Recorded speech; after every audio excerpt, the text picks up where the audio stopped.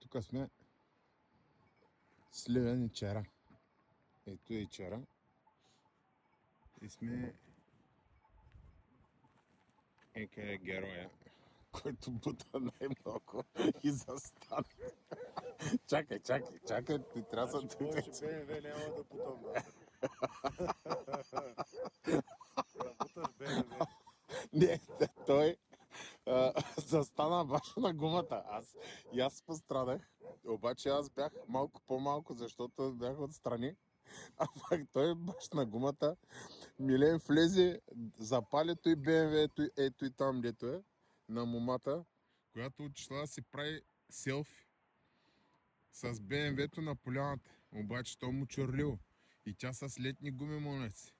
И като закъсала и остана там. И маха, спряхме да видим какво е.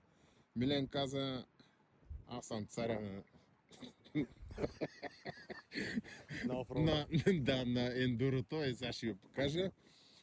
Помисли, че се кача на такова на АТВ, обаче тя само за задно предаване.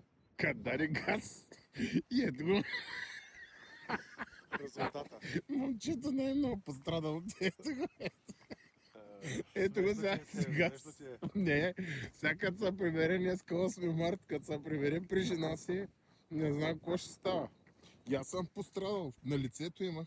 Направил съм си няколко снимки, но при мен щетата не е толкова голяма, както при него. И така, смешно не е. Двамата отидаха с Иво да търсят в селото, да видим дали няма някакъв трактор или някакъв джип, за да могат да дръпнат. Но сериозна работа. Всичките пострадахме. В кал сме. И ека кученцето стои на гледа тук. Такова. Хайде, до после.